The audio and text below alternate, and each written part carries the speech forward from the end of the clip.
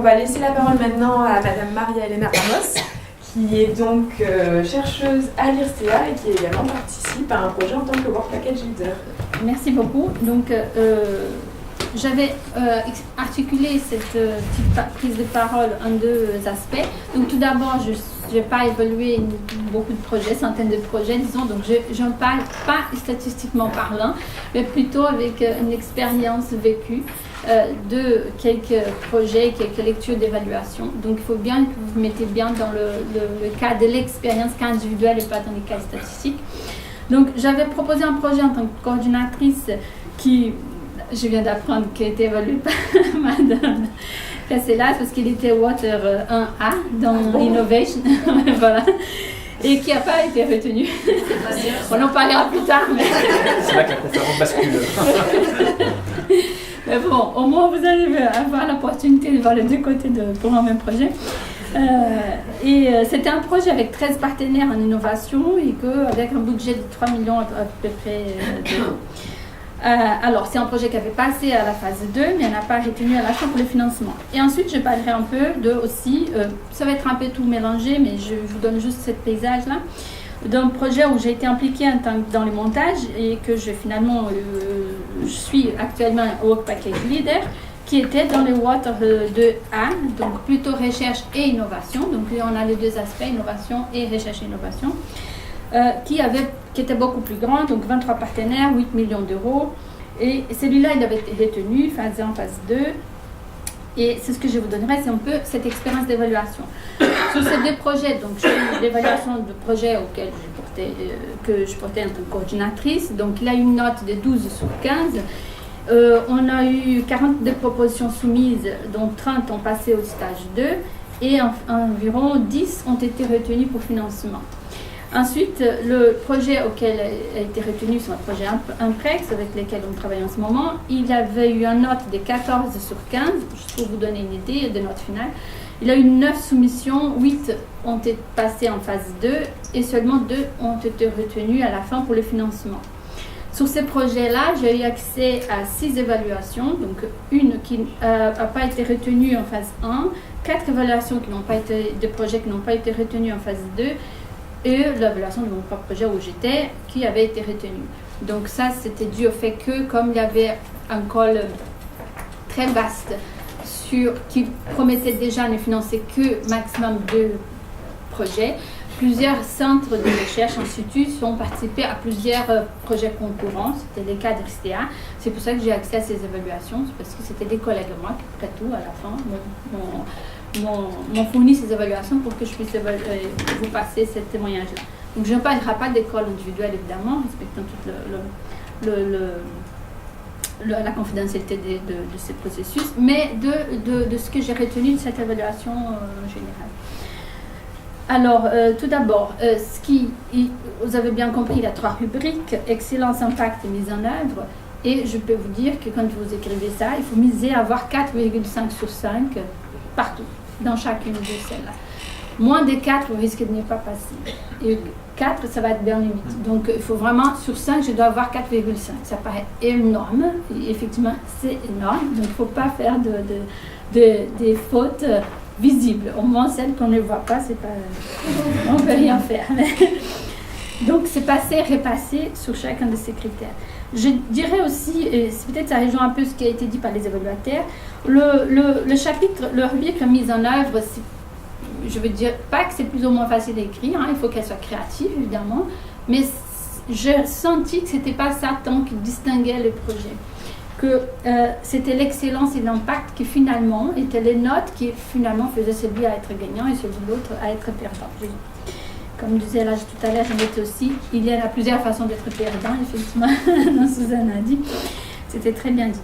Et dans le cas des projets innovation, j'ai senti que c'était la note d'impact qui a fait le plus, au moins celle qui a peut-être pénalisé le plus le projet auquel j'étais. Et dans le projet excellence, où j'avais donc accès à ces 6 évaluations, j'ai senti que c'était plutôt la note d'excellence qui a fait jouer le plus la différence. Donc, la note d'impact sur le projet innovation et la note excellence pour les projets recherche et innovation. Ça, c'est vraiment très, comme je dis, ce n'est pas des statistiques, c'est l'expérience vécue. Dans les leçons apprises, que je pense qu'il ne faudrait pas négliger, c'est pas que j'y réappliquerai, mais bon, moi, c'est la question d'innovation, les fameux TRL. Effectivement, on était peut-être en 2014 en train d'expérimenter ça pour la première fois. Aujourd'hui, il y a beaucoup plus de choses qui sont écrites là-dessus, mais j'avoue qu'on a eu quand même du mal à se placer dans les TRL. C'est dans l'école, je ne sais pas aujourd'hui, mais à l'époque, il n'était pas explicite, c'était TRL niveau 6, 7 ou 8, mais c'était des mots. Il fallait chercher dans ces mots quel niveau TRL il était et chercher votre produit, dans quel niveau il rentrait de maturité technologique. Et à la fin, on se trouvait avec des choses, ça peut être de ça à là, et donc il fallait quand même les cibler, il fallait prendre une décision, un pari, disons, dans chaque projet. Donc c'était quelque chose qui était pour moi très difficile. Donc ceux qui vont s'appliquer dans des projets d'innovation, je conseille à beaucoup lire sur CTRL pour cibler les niveaux corrects. Il ne faut pas que l'évaluateur vous dise que vous faites moins que ce qui est attendu dans l'appel d'offres, ni que vous faites trop optimiste, parce qu'il a de l'appel d'offres pour tous les niveaux de changement des TRL, des passages de ces niveaux technologiques. Donc il faut bien caser votre produit, c'est ce que vous offrez dans les projets à faire à la fin, dans les bons niveaux de maturité technologique. Et évidemment être convaincant du potentiel innovation. Donc les évaluateurs ont bien dit, j'ai pas été convaincu, ça ne nous a pas convaincu, donc il faut vraiment être convaincant. Et cette phase-là, je pense qu'il faut se donner un temps à la fin de l'écriture d'une proposition pour qu'elle soit lise par des gens qui n'étaient pas impliqués dans l'écriture de cette proposition, pour qu'eux ils disent ah oui ça j'ai pas compris, ça je crois pas trop que vous allez y arriver, etc. Pour que justement ils fassent ce rôle-là un peu d'évaluateur externe, parce qu'une fois que vous avez passé, comme je vous ai dit, presque plusieurs mois là-dedans, c'est difficile après à voir ce qui ne va pas. Ce qui aide à être bien évalué, j'en ai listé quelque chose.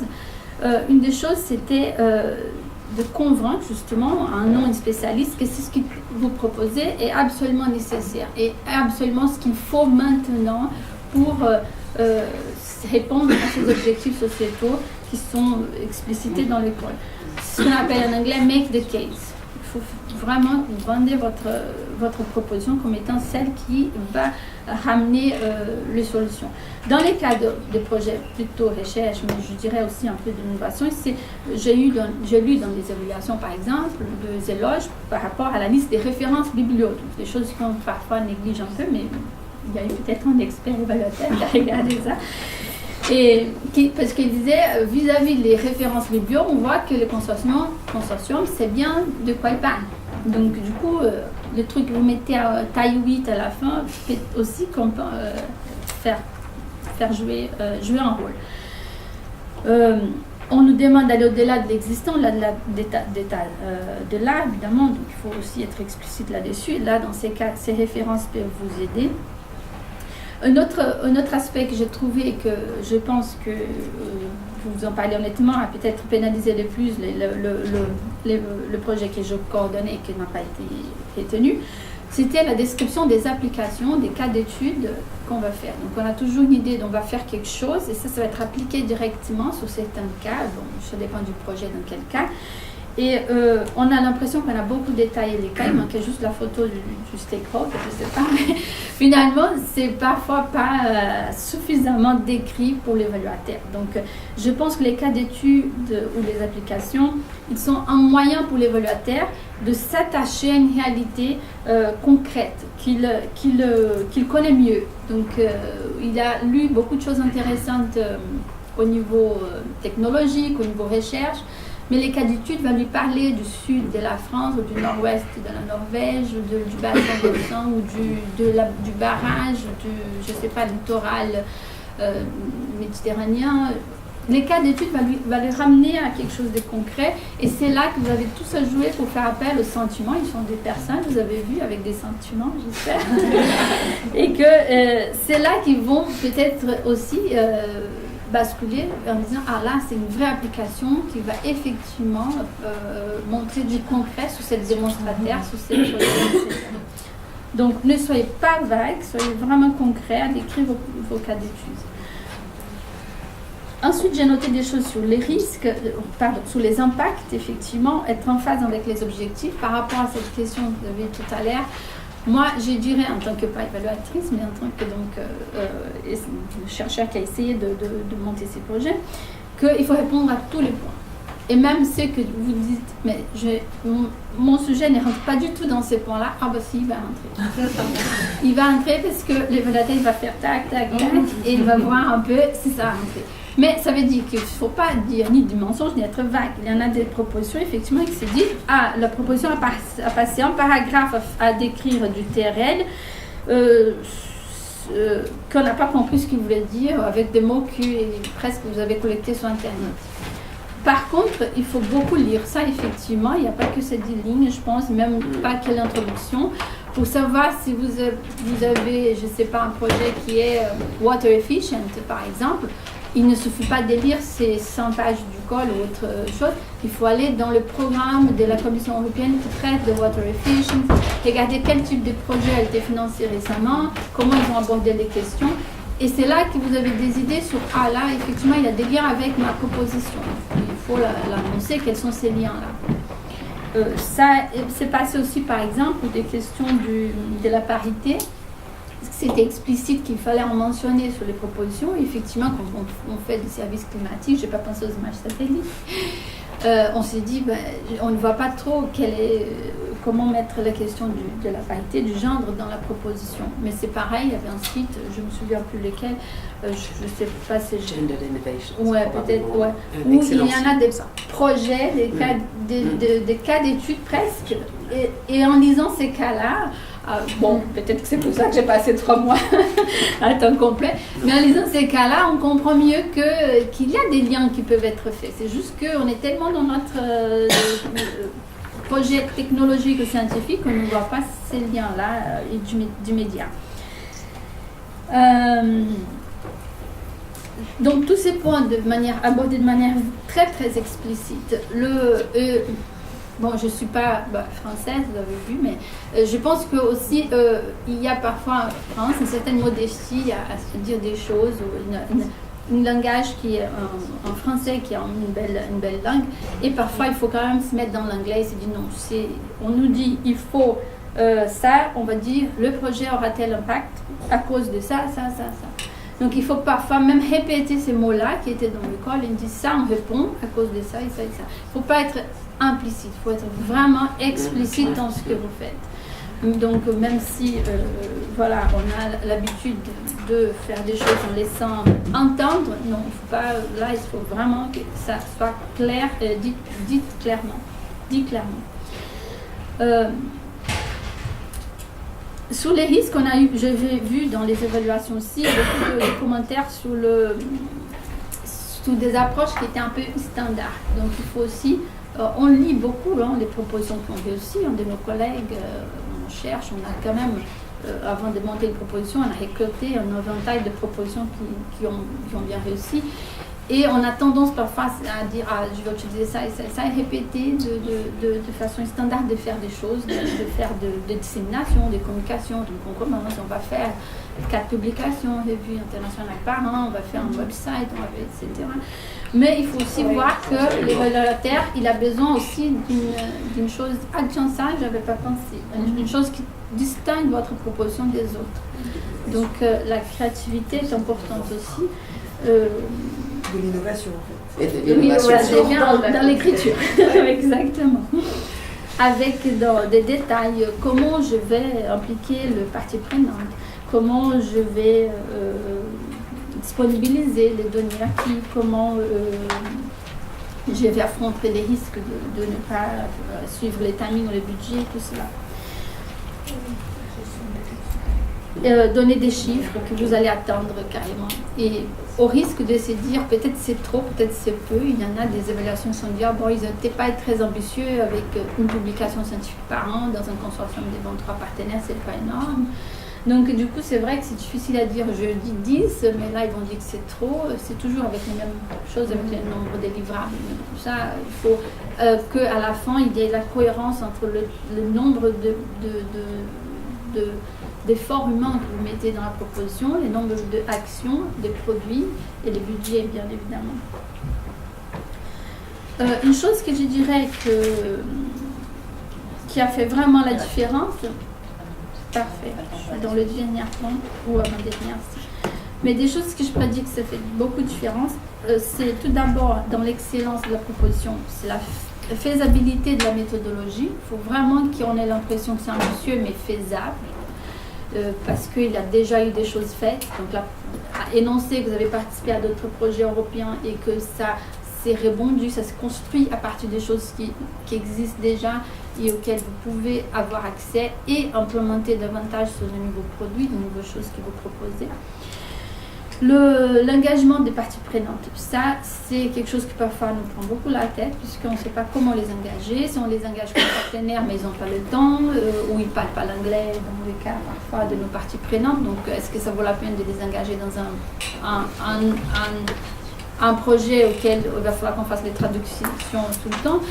Donc on a vraiment un peu de difficulté parfois à décider comment les engager, mais toutes les évaluations de projets qui n'ont pas été retenues, ils ont été épinglés à un moment donné pour n'avoir pas su bien engager les parties prenantes. Le plus curieux de ça, c'est que le projet auquel je suis, donc qui a finalement été parmi un des retenus, nous on avait décidé de ne pas voir les parties prenantes en tant que partenaires directs du projet. Mais ils venaient attachés, disons, à chaque cas d'étude qu'on avait proposé. Parce qu'ils avaient soit travaillé déjà depuis longtemps avec le partenaire leader de ces work packages, ou leader de ces cas d'études, disons, qu'on montrait à partir des publications, des produits ou des websites qu'il y avait eu déjà une collaboration qui venait depuis longtemps. Donc, accéder aux besoins, aux pratiques de parties prenantes était déjà un peu facilité. D'autres étaient à un niveau un peu plus moins engagé, mais qui étaient aussi épaulés par des situations où on était plus engagé. Donc ça, c'était une décision qu'on avait faite et que aurait peut-être pu être réussie. Mais bon, faire bien attention à comment je vais engager les stakeholders. Et c'est beau de dire bottom-up approach, mais il faut quand même que l'expert le voit, que effectivement ils ont un mot à dire dans telle et telle phase du projet, qui c'est pas juste illustratif. Sur les impacts, je pense que la transférabilité des outils, est-ce que je travaille dans un cas d'étude au niveau régional, est-ce que ça peut être pan-européen? Donc ça c'est important aussi pour la commission de financer des choses qui vont après avoir aussi un impact à une échelle plus vaste, et aussi la maintenance de ces outils après les résultats et les choses obtenues, qui va les maintenir au-delà du projet. Donc il faut bien renforcer ça dans les présentations. Voilà, donc en gros, je pense que j'ai tout dit. Peut-être pour les questions, je laisserai une chose. Donc c'est très important d'avoir un concept, de se dire le concept de notre proposition est telle, l'idée générale de notre proposition est telle. On se base sur ça et ça doit être original. L'évaluateur doit voir tout de suite que ça appartient à toi, à ta proposition, à ton consortium, et ne va pas se répéter partout dans les propositions.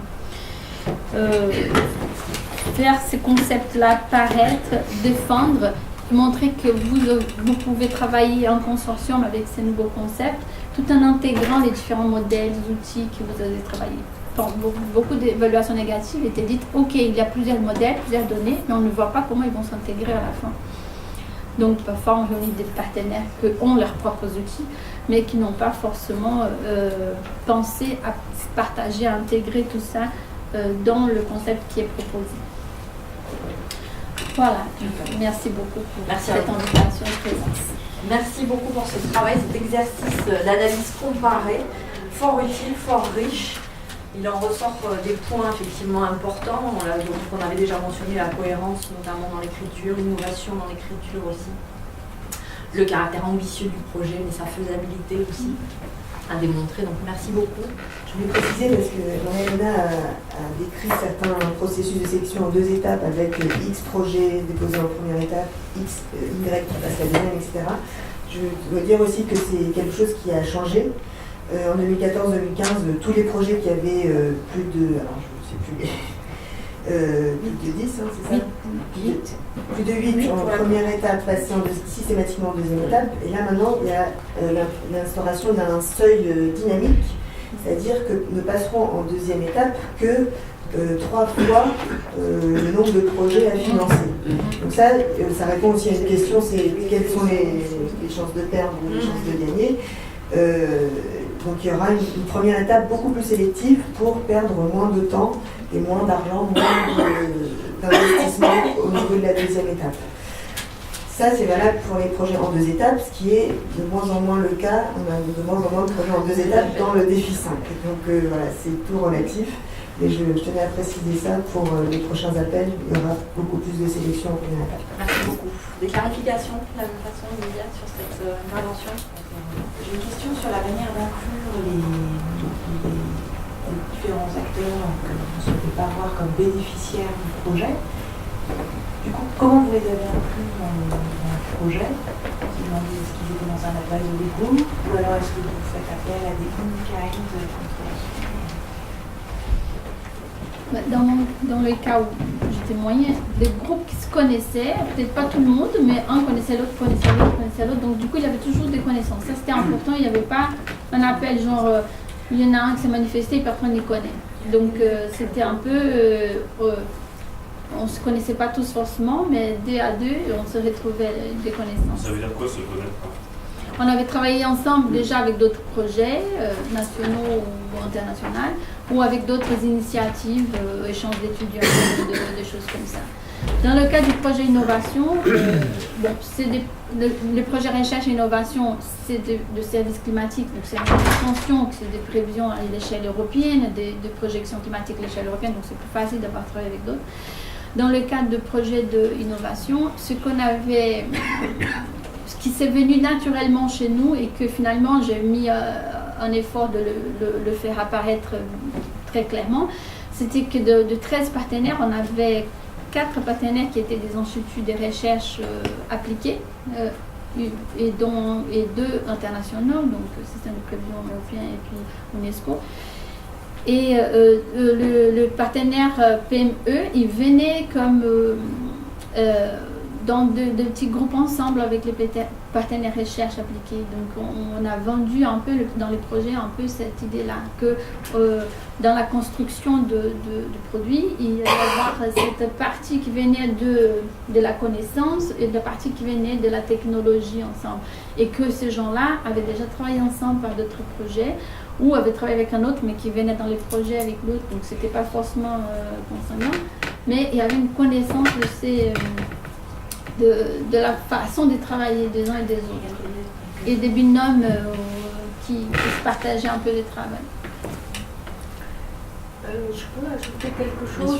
Je ne sais pas si ça répond à votre question, mais il y a également les lettres d'engagement de parties prenantes qui, il faut le dire, et donc le dire dans le texte pour et les joindre.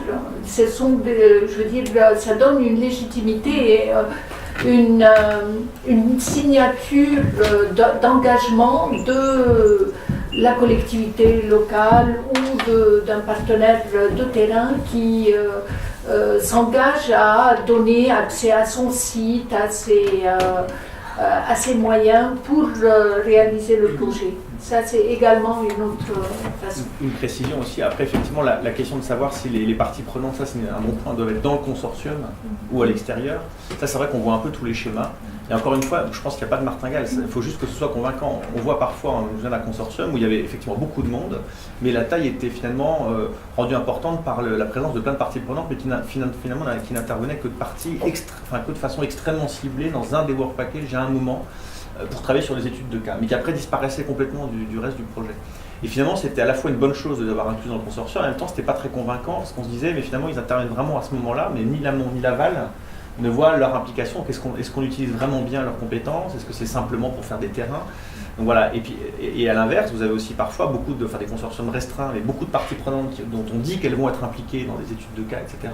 Mais sans qu'on comprenne bien comment, est-ce que ça va être in-kind, est-ce que ça va... Voilà, et ça c'est vraiment pas évident, mais il faut que ce soit simplement très, très clair. Je pense pas qu'il y ait de bonnes recettes, mais simplement il faut qu'on comprenne bien pourquoi elles sont là et comment on les implique. Voilà.